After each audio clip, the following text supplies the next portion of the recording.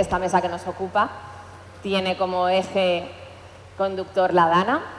Me gustaría que, aunque parece que han pasado meses, pero en realidad no tantos, nos trasladáramos a octubre, nos trasladáramos a ese momento y repasáramos brevemente cómo lo vivisteis, cómo actuasteis en cada una de vuestras empresas. Guillermo, si quieres empezamos por ti. ¿Cuáles serían los puntos clave? ¿Cómo lo viviste y cuáles serían esos puntos clave, sobre todo en tu caso, para la reposición del suministro, para que fuera un éxito? ¿Escuchamos a Guillermo? Si quieres, Vicente, ir comentando primero. ¿Me escucháis? Sí. ¿Cómo fue en tu caso? En el caso de gas natural fue particular, ¿no? Porque a diferencia de los sectores de agua o de electricidad, nuestras redes son 100% subterráneas. Por lo tanto, es una red muy resiliente. Las primeras horas, digamos, a mediodía, hora de comer, nuestro centro de control, que está redundado entre Madrid y Barcelona, detectaba ya incidencias en la red. La primera medida fue revisar cómo estaba la red de alta presión. Es decir, desde la red de transporte de gas se distribuye el gas en alta presión a Energia, a lo que llamamos la compañía de gas que todos conocéis de Valencia, y nuestra gran inquietud era el suministro de la ciudad de Valencia. El 70% de los clientes de la distribución de gas, tenemos más de 600.000 clientes en la Comunidad Valenciana, del orden de 400.000 están en Valencia y en la Metropolitana. Imaginaros, hospitales, restaurantes, industrias. Una primera lección fue no hay afección en la red de alta presión, por lo tanto el suministro a la ciudad de Valencia está garantizado, por tanto vamos a centrarnos, y a medida que pasaba la tarde y ya noche, nos centramos en lo que eran los municipios afectados del sur. Ya había incidencias en Utiel, hubo alguna incidencia en Utiel, y realmente, y una de las cosas, una lección aprendida es la resiliencia de la red de gas. ¿Por qué? Porque realmente tuvimos afección en dos redes, en urbanizaciones muy concretas que están cerca de un barranco. O sea, por ejemplo, el municipio de Oreguilla y en la zona de Torrente, una urbanización muy cerca de Cabicanto. ¿Cuál fue el problema? El gran problema de afección para la distribución de gas fue el impacto de los vehículos en las instalaciones de los clientes. Es decir, cuando camináis por las calles veréis unos tubos que son los que ya llevan el gas o al restaurante o a vuestra finca, ¿no? O al hospital. Pues los vehículos impactaban contra lo que llamamos en el sector del gas la instalación receptora común, impactaban y doblaban la protección. O sea, normalmente si veréis que hasta 2,5 metros hay protección. Pues el impacto de los vehículos, de los que no se les era tan fuerte, la cantidad de movimiento que nos enseñaban en la carrera, ¿no?, de la carrera industrial, era tan importante, tan relevante que rompía las instalaciones de gas y por lo tanto provocaba fugas, ¿no? ¿Cuál fue la decisión? En nuestro ADN como distribuidores, todos los distribuidores, es seguridad de suministro, pero seguridad de las personas y seguridad de los activos. Por tanto, la decisión fue interrumpamos el suministro a los municipios afectados. Yo siempre pongo un ejemplo. Yo ahora estoy como director de desarrollo, pero he sido director de operaciones a nivel nacional. ¿Os acordáis de la temporal Filomena, no? O sea, Madrid. En Madrid hay 1.800.000 clientes de gas. No hubo afección en Madrid. En la Dana tuvimos 22.000 puntos de suministro con interrupción de suministro, mayormente residenciales, en el temporal de Filomena, en todo el país no llegaron a 2.700, para que veáis un poco la magnitud de cómo fue el interrumpir un suministro y poner en seguridad las instalaciones. Yo soy ingeniero eléctrico y he trabajado también en parte de electricidad. A diferencia de la electricidad corta, se acabó. El gas no, el gas se queda y tiene unas condiciones de seguridad que hay que respetar. Por tanto, nuestra primera premisa fue puesta en seguridad las instalaciones para tener seguridad para nuestros clientes. Y eso fue un poco lo que hicimos. Y sobre todo, sí que tengo que decir la colaboración con las fuerzas y cuerpos de seguridad del Estado. Es decir, en algunas poblaciones, la RM de la población accedimos con bomberos. Es decir, nuestros técnicos era imposible llegar, accedimos en vehículos pesados, accedimos en vehículos de bomberos. Tenemos una amplia colaboración con el cuerpo de bomberos de la provincia y tuvimos que llegar allí a la zona cero, digamos, para interrumpir el suministro. Guillermo, hablábamos al principio, te preguntaba, porque tú sí consideras que la reposición del suministro en tu caso fue un éxito, ¿verdad? ¿Cuáles serían esas claves que tú viviste para ello? Hola, vale, voy a utilizar el micro. Las comunicaciones no son como el suministro eléctrico, a veces fallan. Bueno, primero agradecer a Lite el permitirme estar en esta mesa redonda. A Lite tengo mucho cariño. Justo esta mañana Pepe Cerverón me decía que en el documento de fundación de Lite está la firma de mi padre. Por eso os podéis imaginar lo que significa para mí, ¿no? Dicho esto, efectivamente para nosotros consideramos que fue un éxito. Ese día, el 29 de octubre, a las 12 de la noche teníamos 180.000 clientes sin suministro eléctrico. 180.000 fue el pico. Pues fuimos capaces de reponer el 95% en 72 horas. Así los números parecen complicados, efectivamente lo es, pero bueno, la razón por la que se pudo reponer tan rápido pues son muchas, ¿no? Por decir las que creemos que son las más relevantes, pues en primer lugar diría la anticipación. Nosotros el día de antes, el lunes, el 28, ya habíamos declarado el estado de alerta, que es una situación en la que nosotros ya nos ponemos atentos, tenemos una organización pues un poco preparada para una situación climatológica adversa que sabíamos que iba a llegar, no con el impacto que tuvo la Dana, pero bueno, ya estábamos preparados. Es más, declaramos situación de emergencia, nuestro máximo nivel de alerta, ese 29, a las 4 de la tarde. También es verdad, y esto hay que decirlo, que no por la inundación que hubo en Horta Sur más tarde, sino por los tornados que también ocurrieron en la zona de la Alcudia y de Carlet. El segundo punto que diría más relevante es un poco nuestros planes de emergencia. Por suerte o por desgracia, estamos acostumbrados a estos episodios en el Filomena. Aquí en 2019 en Alicante, la Vega Baja, también lo sufrimos, inundaciones. 2017 las nevadas. Es algo muy habitual en el que nosotros trabajamos, hacemos simulacros todos los años y sabemos en cada momento lo que tenemos que hacer, ¿no? En tercer lugar, las inversiones que venimos haciendo los últimos años, pues la red eléctrica es muy robusta, está muy mallada. Hemos invertido muchísimo en digitalización, eso es muy importante hoy en día porque el mayor problema que había ese día era el llegar a los sitios, entonces el reponer en remoto fue fundamental. Y hemos también invertido mucho pues, en temas de innovación y en digitalización, como decía. Y por último lugar, que lo he dejado para el final, pero para mí es lo más importante, las personas. Somos una empresa muy grande.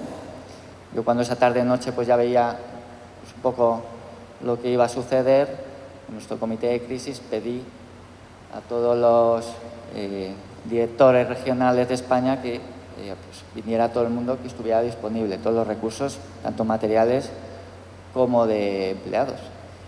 Pues al día siguiente teníamos 500 personas viniendo aquí a Valencia para poder actuar y reponer ese suministro que tanta falta hacía, ¿no? Con la situación tan dramática que se estaba viviendo. Y eso sería un poco de resumen de lo que yo creo que fue el por qué fuimos capaces de reponer el suministro tan rápido. Tan rápido.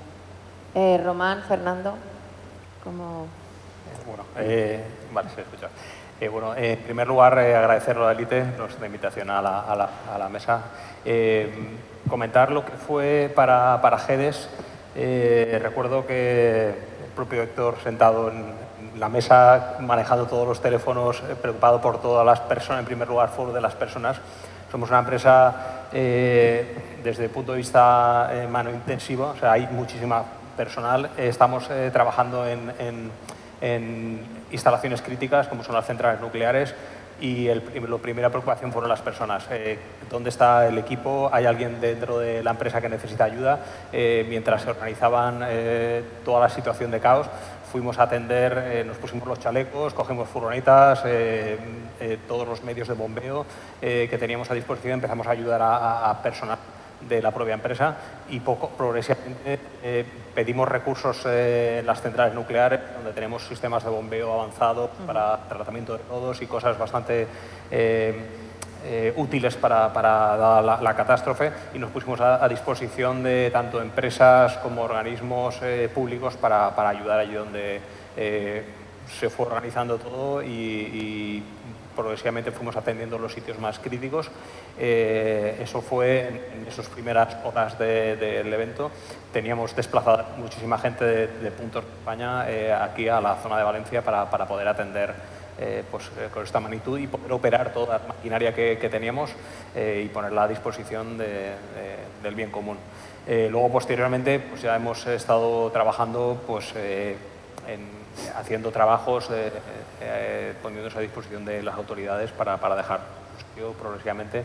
Y ahora es que estamos en la parte de aprovechar que hemos dejado un hueco a nivel energético para poder actualizar y ponernos al día, que ahora son 2 puntos. Sí, hablaremos ahora enseguida de cómo continúa esa reconstrucción, qué hemos aprendido también de este tipo de situaciones. Román, ¿cómo lo visteis desde el punto de vista del agua? Pues bueno, antes de nada, gracias a Lite por la oportunidad para participar en esta mesa redonda. Me voy a contextualizar un poco la afección de la inundación trasladana en el suministro de agua potable en alta de Valencia y su área metropolitana. Es un conjunto de 49 municipios que se abastecen desde ese sistema, 1,7 millones de habitantes. El principal municipio al que abastecemos es Valencia.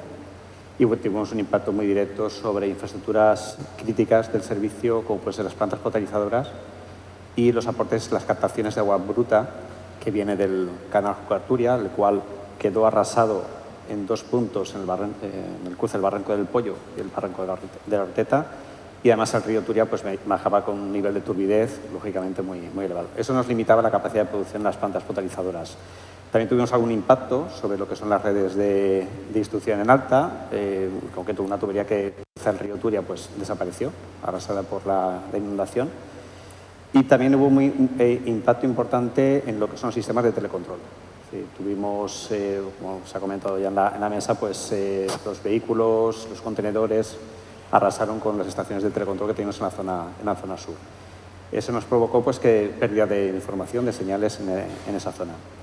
Y además tuvimos también un impacto en la red de distribución en baja en los municipios afectados en la zona sur de Valencia, pues principalmente por roturas en las instalaciones interiores que provocaban un nivel de pérdidas y de fugas muy importante. No sé la situación en el contexto que teníamos. Para llevar a cabo la recuperación, yo voy a hablar del trabajo previo que hicimos antes de la DANA. Es decir, nos preparamos, llevamos ya preparándonos, pues gracias a procedimientos de trabajo, certificados y acreditados, para la gestión de riesgos, la gestión de la continuidad del servicio y la gestión de activos. Esos procedimientos nos permitió aplicarlos en el momento de la DANA para poder atender y tener claro qué es lo que teníamos que hacer en ese momento. También nos basamos en un gemelo digital de la operación de la red que nos permite pues, simular cualquier circunstancia, cualquier avería. También nos sirvió de gran ayuda para poder afrontar esta situación. Con lo cual teníamos el personal entrenado y preparado para acometerlo. Y sí que es cierto que bueno, nuestra primera misión era garantizar 3 principios básicos de gestión tras la DANA. Garantizar un suministro mínimo en presión y en cantidad de agua a los municipios. Gestionar también una entrega de agua de calidad, es decir, que no se viera afectada el agua que entregamos a los municipios. Y también, y un aspecto muy importante, la solidaridad. Y lo digo porque la situación que teníamos es que en Valencia y en la zona norte de Valencia la situación era totalmente normal, la gente hacía su vida cotidiana sin ningún problema, y en la zona sur teníamos una situación realmente devastadora. Aplicamos un principio de solidaridad pues, favoreciendo el suministro de esas zonas que necesitaban agua en ese momento, reduciendo la presión en otras zonas para poder alcanzar las necesidades básicas que necesitaban esos municipios en ese momento. Eso fue un poco nuestras acciones directas. Y para ello pues, contamos con más de 150 técnicos dedicados mañana, tarde y noche, de manera continuada. Repusimos las señales de telemando en 72 horas, gracias a dispositivos IoT que después comentaremos también. Y bueno, fue una acción combinada también con proveedores y con otras empresas del sector que nos ayudaron también a poder superar estas circunstancias. Eso te parece todavía increíble, ¿verdad? Cuando lo recordamos, pero ese valor de las personas que comentabais y de cómo esa ayuda permitió salir y cómo, aunque parezca que hace tiempo estamos realmente muy cerca, pero gracias a Dios nos encontramos en esa fase de recuperación que ya habéis empezado a iniciar en el debate. Me gustaría preguntaros cuáles son esas claves que creéis que son ahora importantes en el momento de recuperación. Román ya lo puntualizaba, digitalización, digitalización, digitalización. Pero empiezo primero, si quieres, Fernando, por ti, porque también me parece muy interesante el hecho de cómo a través de GEDES hacéis mucho hincapié en cómo integrar sobre todo las ayudas y subvenciones públicas, ¿no?, en las empresas, que muchas veces parece que no llegan y bueno, creo que es algo que querías destacar de esta fase de recuperación. Sí, bueno, qué duda cabe que siempre ayuda a tener una palanca, como se ha comentado anteriormente, pues como pueden ser las CAEs, como pueden ser los PERTES, que ya los teníamos ahí. Lo que ocurre es que en muchas ocasiones la gente utiliza medios que tienen todavía una vida y están en uso. Cuando pues, tienes una catástrofe, en ocasiones puedes considerar que es una oportunidad porque tienes una necesidad de reponer y puedes actualizar una tecnología. Se ha visto que, por ejemplo, con los vehículos eléctricos se ha dicho no vamos a dar una ayuda para reponer el vehículo que sea eléctrico en el caso de que subvenciones por la DANA, dada que hay cierta para que sea amortizable, ¿no? Porque al final vas a tener que hacer un gasto que no está subvencionado. Desde GEDES nos hemos puesto a disposición de las industrias que han tenido incidentes donde las calderas, instalaciones eléctricas, por ejemplo, fotovoltaicas, que nosotros tenemos, al estar en los techos no se han visto dañadas, algún inversor. Y entonces, esa repotenciación, esa actualización de los sistemas a sistemas híbridos para añadirle baterías y mejorar la resiliencia, todo ello ahora ha sido la guinda al pastel, ha sido el apagón. Las empresas tenían ciertas dudas al respecto de cómo reforzar sus instalaciones. Cuando ya han visto que un apagón y que su instalación fotovoltaica tiene energía en el techo pero no llega abajo, entonces hay muchas incógnitas a resolver y que desde GEDES pues, nos hemos puesto a disposición de nuestros clientes. Y de hecho el día 28 de abril salió una nueva empujón a las subvenciones para favorecer la acumulación en lo que son las instalaciones fotovoltaicas, que muchos clientes estaban esperando como agua de mayo, y pues ahí es donde estamos dando soporte. Vicente. A ver, en nuestro caso, nuestra gran preocupación el día 29 por la noche era la reconstrucción. ¿Por qué? Porque sabíamos, como he dicho anteriormente, que el daño no lo teníamos en las redes, que el daño estaba en las instalaciones de los clientes. Entonces, digamos, el comité de crisis, además, dio la casualidad de que muchos de los directores estábamos en Ávila, no estábamos en Valencia, con lo cual tuvimos que volver a Valencia y tuvimos que volver el día 31, porque no había forma de llegar en coche, ¿no? Entonces, el comité de crisis lo constituimos en Ávila. Y el gran hándicap era, oye, ¿cómo nos organizamos para interrumpir el suministro, restablecer el suministro? En nuestro caso no fueron 72 horas, pues, lógicamente, pues, si no hay electricidad, no hay gas, no hay comunicación, ciertas dificultades, pero sí que fuimos restableciendo poco a poco. Empezamos por Utiel, lógicamente por ciudades más frías. Había una ola de frío, recordad, para el 5 o 6 de noviembre, y queríamos... Pues el tema era cómo recuperar el suministro y recuperarlo de donde más falta hacía el gas a donde menos, ¿no? Entonces empezamos por Utiel y orquestamos un plan. Aquí el Consejo de Naturgy nos pidió sugerencias de cómo ayudar a los clientes.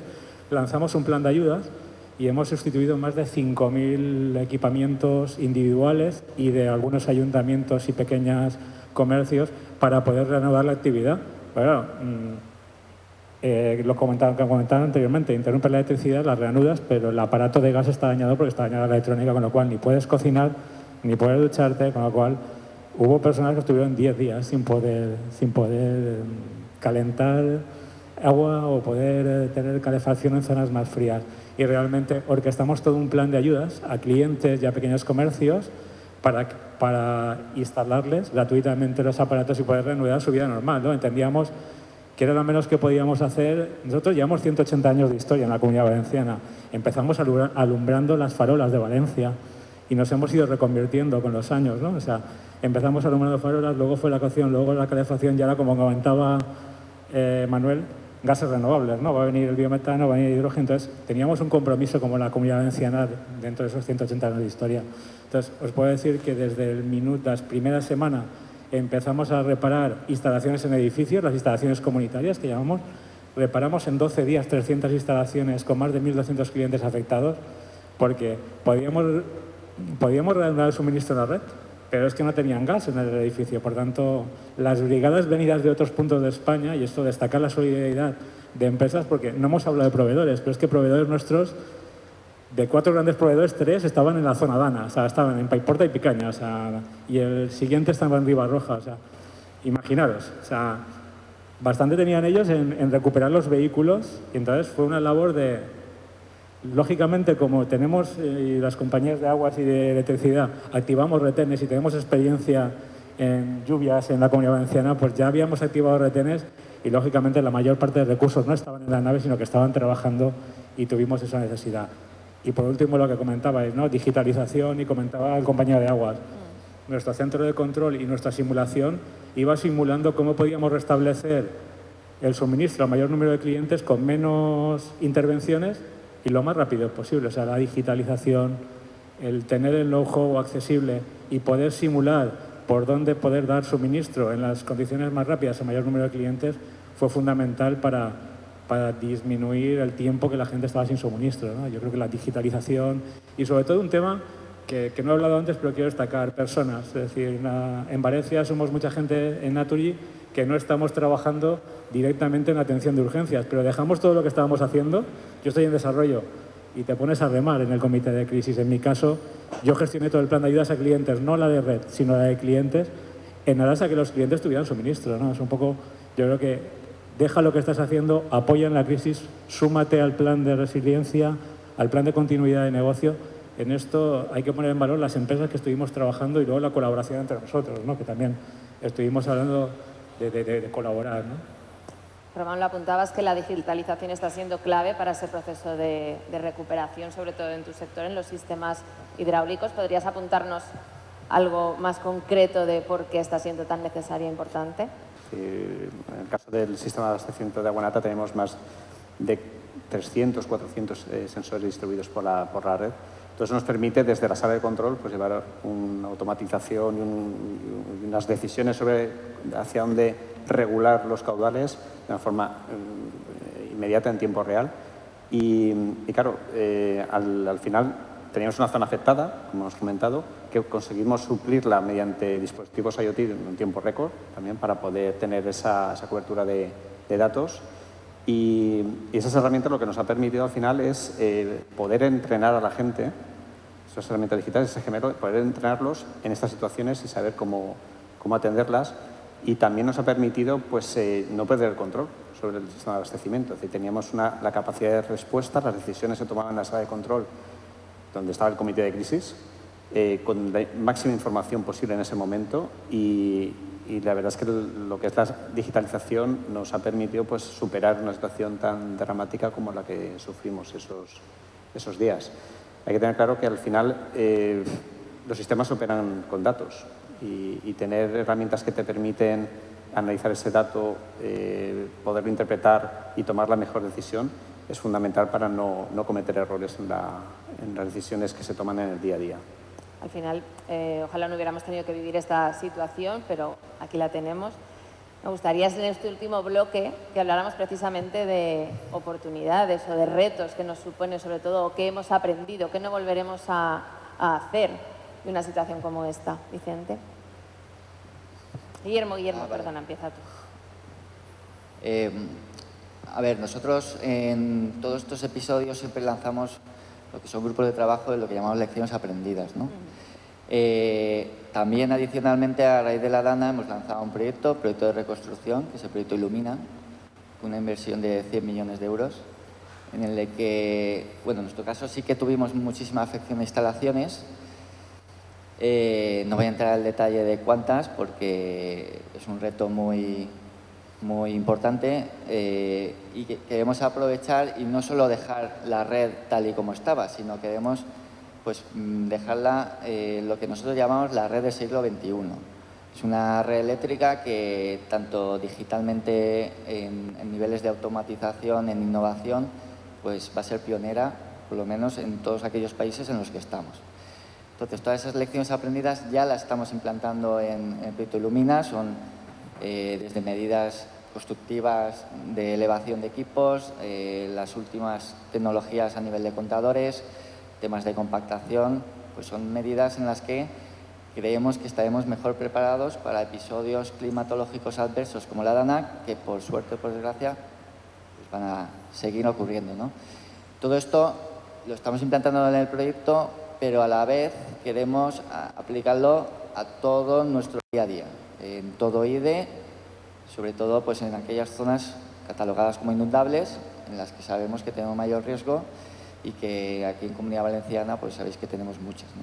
Entonces, con todo esto, en esas lecciones aprendidas, pues aplicaremos también medidas a nivel de los procedimientos nuestros de emergencia, que funcionan muy bien, pero siempre hay cosas que mejorar, y todo este tipo de medidas. Fernando, desde GEDES, plantean oportunidades. El criterio, sobre todo, de diseño de las instalaciones.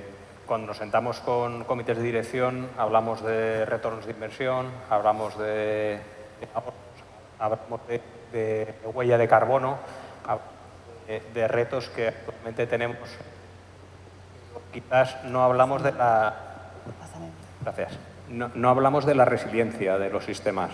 No nos centramos solo en criterios técnicos, sino que además de que hay que diversificar las fuentes de energía. No poner los huevos todos en la misma cesta.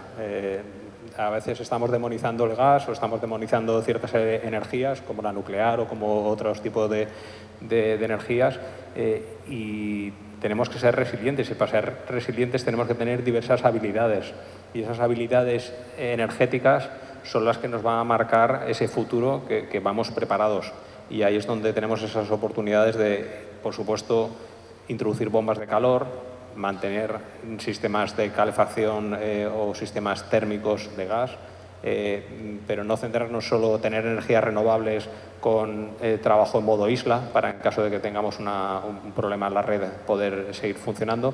Y esos criterios de diseño nos han cambiado el paradigma a una realidad que es la que tenemos hoy en día, y normalmente pasan las cosas por algo y tenemos que aprender de estas situaciones, y lo que nos da somos los seres humanos, somos animales encima súper listos, y ha pasado una dana, pasan catástrofes y otra vez nos levantamos y lo volvemos a hacer mejor, y tenemos que demostrar eso a nivel energético también.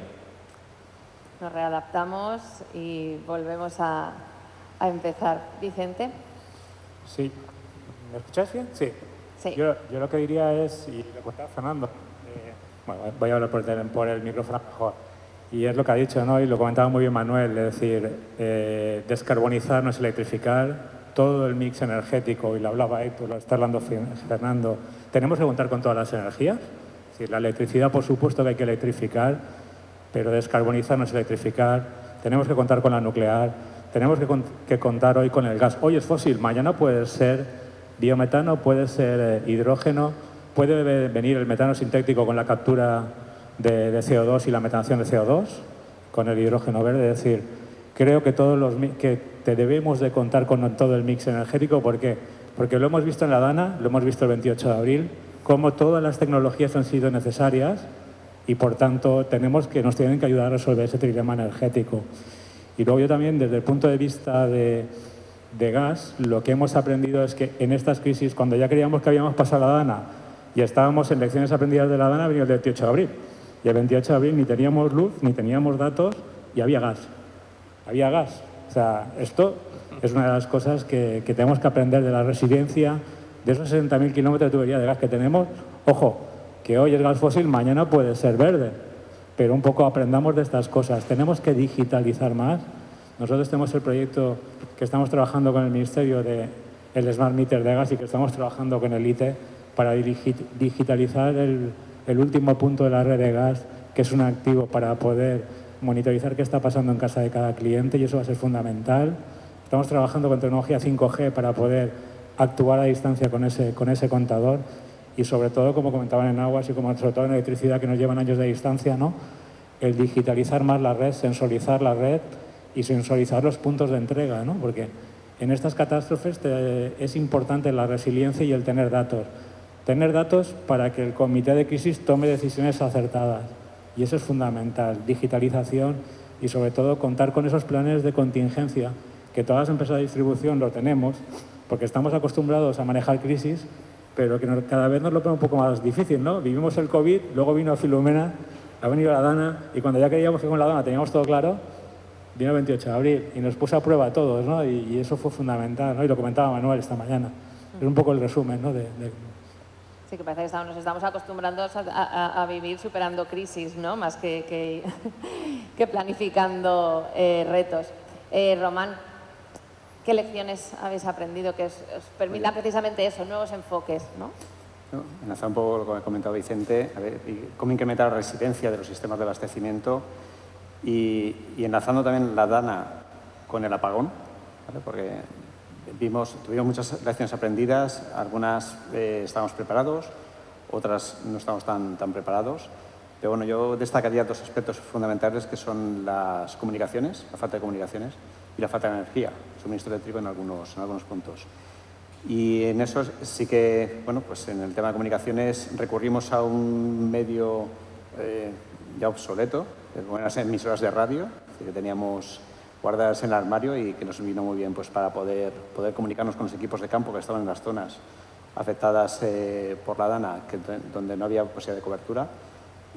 Vimos también pues, posibilidades de comunicaciones de todo tipo, vía satélite, es algo que está ya ahí y que se puede utilizar.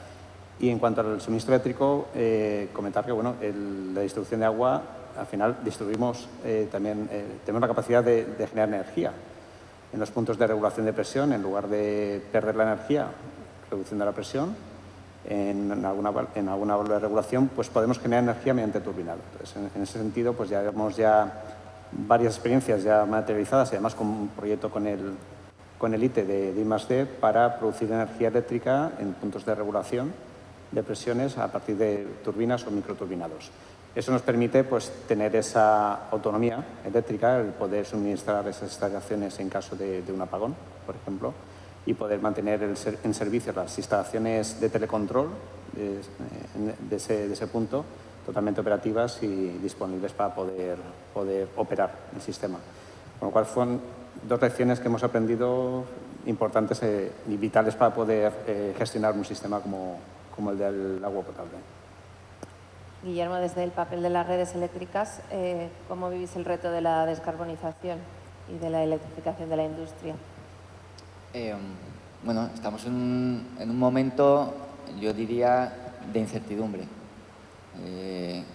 No puedo estar más alineado con las palabras de Manuel cuando ha hecho la presentación, en el sentido de que nos encontramos en un proceso de descarbonización que nos afecta, lógicamente, mucho a nosotros, de necesidad de potencia, que ahora mismo la red no la tiene. Y voy a dar un dato adicional a lo que comentaba Manuel en su ponencia.